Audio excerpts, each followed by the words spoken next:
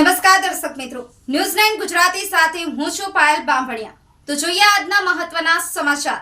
અમરેલી જિલ્લા કોંગ્રેસના પ્રમુખ અને પૂર્વ ધારાસભ્ય પ્રતાપ દુધાતે યોજી પ્રેસ કોન્ફરન્સ। સરકાર દ્વારા જાહેર કરાયેલા ઓક્ટોબર 2024ના કૃષિ પેકેજ સામે કોંગ્રેસના પ્રહારો। 23 ઓક્ટોબરે 2024 કોંગ્રેસે કલેક્ટર કચેરીએ ધરણા કર્યા બાદ કૃષિ મંત્રીએ નવા પેકેજમાં સમાવેશ કરવાનો પત્ર જાહેર કર્યો।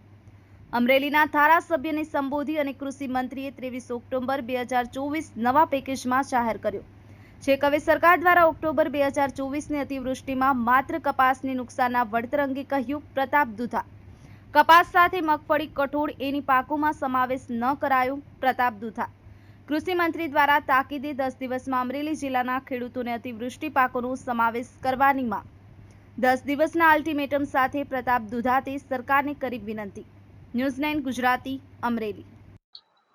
અમરેલી જિલ્લાના ખેડૂતો માટે ગુજરાત સરકારના લોલીપોપ સમાન પેકેજની વાત કરવા માટે આપની વચ્ચે ઉપસ્થિત થયો છું। 2024ની અંદર અમરેલી જિલ્લામાં અતિવૃષ્ટિમાં ખૂબ જ મોટા પાયે બધા જ પાકોને નુકસાન થયું।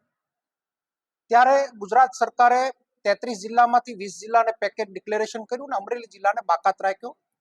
23/10/2024ના રોજ પત્ર વ્યવહાર સાથે આવેદનો અને આંદોલનનું અમે મંડાણ કર્યું। કલેક્ટર ઓફિસની સામે બેસી અને સરકારને ઢંઢોળવાનો પ્રયત્ન કર્યો અને એ જ દિવસે સરકાર જાગી અને 23/10/2024ના રોજ કૃષિ મંત્રીએ પત્ર વ્યવહાર આ જિલ્લાના ઉપદંડક કૌશિકભાઈને પત્રથી જવાબ આપ્યો કે આવનાર ઓક્ટોબર મહિનામાં અમરેલી જિલ્લાને નવા પેકેજમાં અમે સમાવેશ કરશું અને એ વાતને અમે પણ આવકારી। ત્યારબાદ ગુજરાત સરકારે થોડાક દિવસ પહેલા અમરેલી જિલ્લાના ખેડૂતો માટે પેકેજ ડિક્લેરેશન કર્યું અને એ પેકેજ ડિક્લેરમાં કપાસના વાવેતરના ખેડૂતોને વળતર આપવામાં આવશે, અન્ય પાકોને નહીં। ત્યારે આપના મારફત ગુજરાતના મુખ્યમંત્રી રાઘવજીભાઈ પટેલ, મારા વડીલ એવા કૃષિ મંત્રી, અમરેલી જિલ્લાના જનતા આપને એટલું પૂછવા માંગે ને જનતા વતી, ખેડૂતો વતી હું આપને પૂછવા માંગુ છું કે તમે જે પેકેજ આપ્યું છે ઓનલી કપાસને નુકસાન થયું તો કયા આધારે તમે ગણિત માંડ્યું કે કપાસને જ નુકસાન થયું? સિંગના વાવેતર હતા, સોયાબીનના વાવેતરો હતા, અન્ય પાકોના વાવેતર હતા, એને તમે બાકાત રાખ્યા તો એનો તાત્કાલિક સમાવેશ કરો। પેકેજ ડિક્લેરેશનની અંદર તમે ગાઈડલાઈનમાં ઠરાવ નંબર પ્રસિદ્ધ થયાની તારીખ 14/7/2025 થી તારીખ 28/7/2025ના રોજ ફોર્મ ભરવાની વાત તમે તમારા પરિપત્રની અંદર પ્રસિદ્ધિમાં ડિક્લેરેશન આપ્યું છે। આજની તારીખે 4 દિવસ જતા ગઈકાલે મામલતદાર ઓફિસ લીલિયાને અમે આવેદન પણ આપ્યું। આ પ્રેસ મારફત આપને અલ્ટિમેટમ આપવા માંગુ છું અને વિનંતી પણ કરવા માંગુ છું કે આ જિલ્લો કોઈ આંગળિયાત નથી। આ જિલ્લાના ખેડૂતો પાયમાલ થયા છે। 2024ના અતિવૃષ્ટિમાં બધા પાકનો સમાવેશ થાય। સાથે સાથે તમે કયા આધારે ખેડૂતોને 33% નુકસાનના આધારે અમે આપશું એવી વાત કરી છે। એક પણ ગામની અંદર ગ્રામ સેવક કે કોઈ પણ તમારા જિલ્લા ખેતીવાડી અધિકારી મારફત 2024માં કોઈનું સર્વે થયું હોય તો એનું શ્વેત પત્ર આપના પ્રેસ કોન્ફરન્સ, આપના મીડિયા મારફત બહાર પાડવામાં આવે, ગામડાની યાદી બહાર પાડવામાં આવે।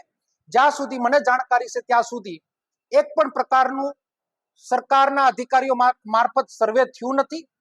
ખેડૂતોને ગુમરાહ આપ લોકો કરી રહ્યા છો।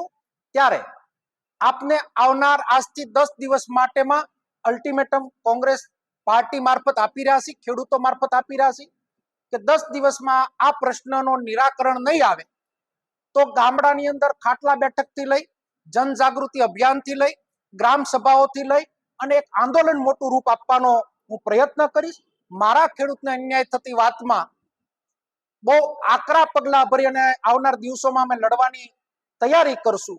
આપ લોકોએ પેકેજ આપ્યું છે એની અંદર એની અમલવારી થાય, આ જિલ્લાના બધા જ ખેડૂતને ન્યાય મળે।